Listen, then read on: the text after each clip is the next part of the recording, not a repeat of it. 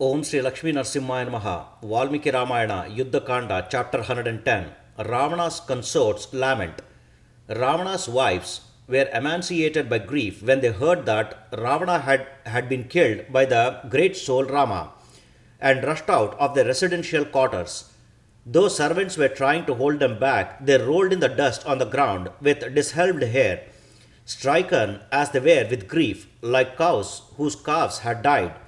They came out of the northern gate, accompanied by rakshasas, and entered the grim battlefield in search of their dead husband, crying out, "O royal prince, O my lord!" They ran all over the area, which was strewn with headless bodies and muddied with blood, bellowing like female elephants, with their eyes overflowing with tears and being overwhelmed with grief for their husband. They looked like elephants whose herd leader had died. Then they saw the gigantic body of Ravana lying dead on the ground.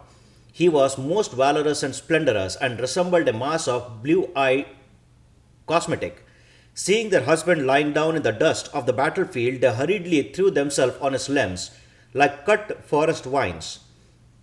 Embracing him out of great regard, one wailed, one grasped his feet, and other hung onto his neck. One threw up her arms and rolled on the ground. Another one fainted as soon as she saw the face of her deceased husband. Placing his head in her lap, one cried as she looked at his face, bathing his face with tears as dew would cover a lotus flower. Afflicted to see their husband lying dead on the ground, the ladies wailed in many ways because of grief and exclaimed, "Here on the battleground lies the corpse of he who terrified Lord Indra and Yamaraja, who deprived Kuvera, king of the Yakshas, of his aerial ship Pushpaka, who instilled fear into the hearts of the great gods, Gandharvas and sages.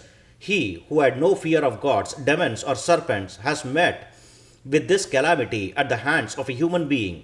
Here lies dead a warrior who could not be killed by gods, Danavas or Rakshasas, but who has been killed by a human who walks on the ground. Ravana has been consigned to death like an important person by a mortal, though he could not be killed by gods, yakshas, or demons."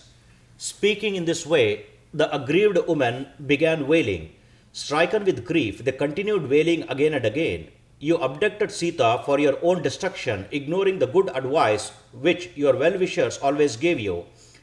Rakshasas have been killed, you yourself and we too have been felled all at the same time.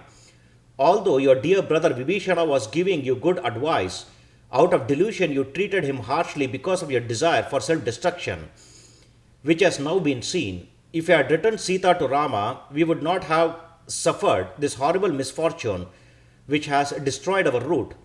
In fact, your brother Vibhishana would have had his desire fulfilled. Rama would have become a friend. None of us would be widows, and our enemies would not have their desire satisfied. Out of your mercilessness, you forcibly kept Sita restrained. Thus we three, the Rakshasas, you and ourselves, have been equally destroyed. O best of Rakshasas, surely your acting according to your desire was not sufficient to cause your death. Destiny makes everyone act. One who is killed by destiny dies. This destruction of monkeys, Rakshasas, and yourself has taken place under the influence of destiny. One in motion, the force of destiny cannot be obstructed by wealth, desire, prowess, or command."